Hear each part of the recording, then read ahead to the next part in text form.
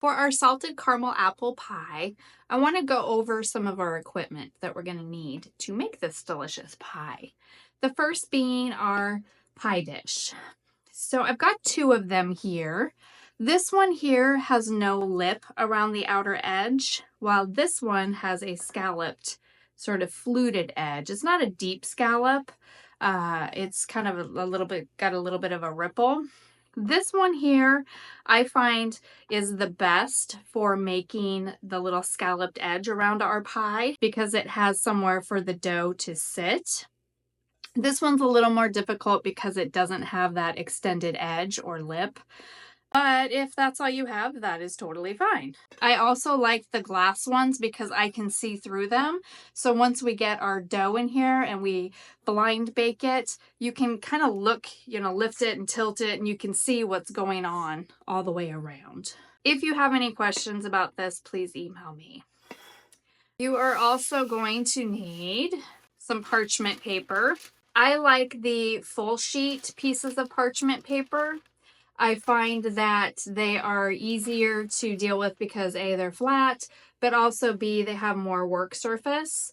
This is going to become important when we go to roll our dough out because we will be using parchment paper and we want something that is wide enough to accommodate our pie. So I've got this one flipped upside down just to kind of illustrate it being a lot larger, but still having lots of room all the way around to roll out our pie dough.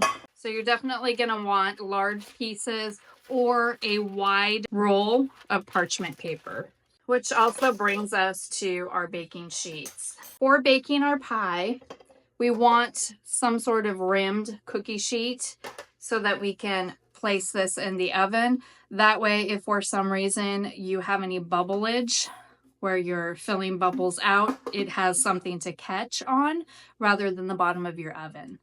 So that's what this cookie sheet is for. And you, like I said, you want something that's got a rim. That's important. Next baking sheet that you are going to want is going to be one that has no rim. So I've got a pizza pan here, which is great for doing our kind of just picking up our dough and sliding it on and then sticking it into the refrigerator or the freezer. It also makes it easier when it's time to take our dough and flip it onto our pie dish. We can do that very easily. Something like this is really great for that. Or the other option would just be another cookie sheet that is thin and does not have a lip. It's got a little bit of a lip here, but that's just a handle to pull it in and out of the oven. But this is almost like a big spatula, so you can pick up your dough. So these are great. Outside of that, you're also going to want a few utensils. I've got a whisk here. I've also got a baby whisk for my egg wash. This is great for making the salted caramel. This is great for just whisking up the egg wash. Not necessary. Whatever you have whisk-wise will work wonderfully. A pastry blender is not necessary, but if you have one and you want to use it, this is making your dough is the perfect opportunity for that. Or a fork, just for getting the butter incorporated. A potato peeler is handy as well. And this is actually a chocolate peeler, but I also have a potato peeler. This is handy for removing the skin from your apples. Not necessary. You could use a knife. This just takes a thin amount off. And then I find a apple core slicer is kind of handy because it takes the core out and puts it into these pieces that are really quick to cut. When you go to cut your apples, you're going to want them to be the thickness of 2 quarters stacked on top of each other, so about 1/8 of an inch. And this is just handy. It's not necessary. If you have one and you want to use it, great. The other thing is a rubber or silicone spatula, which is important for when we go to make our caramel sauce because it is easier to clean up than, say, a wooden spoon. And then some type of pastry brush, whether it's a bristle one or a rubber one. This will make it easier for you to add your egg wash to the top of your pie. You're also going to want a heavy bottom saucepan to make your caramel sauce in. The recipes Some of them have both cups and grams. If you have a kitchen scale and you prefer to do that method, a kitchen scale. You're also going to need some type of rolling pin to roll out our dough. You will need a ruler for doing our lattice. We will be doing 1-inch lattice pieces. You will also need some hot holders because it will get warm when it comes to taking our items out of the oven. So you want those. And then if you have any fun little cookie cutters, you could certainly use that for this pie to cut out any fun little shapes to put on the top of our lattice work with your leftover dough. This is 100% optional and not necessary, but if you do have anything fun in your kitchen drawers, you want to use this for the class, feel free. The other item that you are going to need is some sort of sifter to put your flour in so that you can sprinkle your work surface. Some type of sifter. It doesn't have to be this. It could be like a little tiny hand sifter. You could just use a bowl of flour and just sprinkle. This just makes it easier. And then moving on, we talked about parchment paper. You do need some type of aluminum foil to go around the outer edge of your pie once our crust starts to when we get to that phase.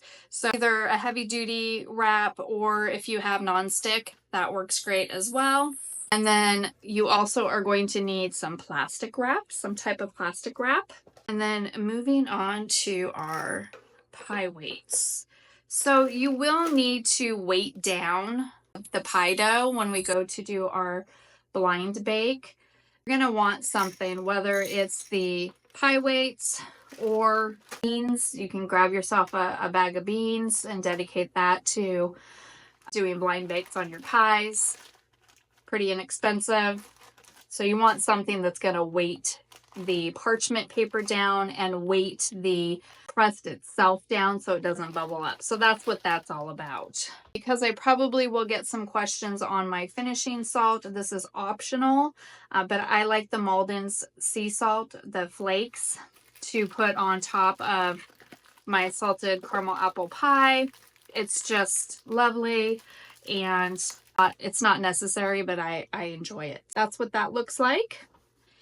And that is it, aside from your shopping ingredients, which you will find on your shopping list. As always, if you have any questions, feel free to email me. So as far as apples go, I'm actually using Granny Smith apples as well as Golden Delicious. I like the variety of the sweetness and the tartness. I also tend to get, when I pick out my Golden Delicious, I tend to look for some that are light, some that are dark. I just find that it adds a really great taste profile to my apple pie. And of course, the Granny Smith has that tartness. I also cut these into pretty thin pieces. I'm not worried about these apples browning because we're going to be tossing it with that salted caramel sauce, and it's going to be so delicious. And the salted caramel sauce, it has the little bits of cinnamon and nutmeg in it, so it's going to turn brown anyway. So I'm okay with that. See you in class.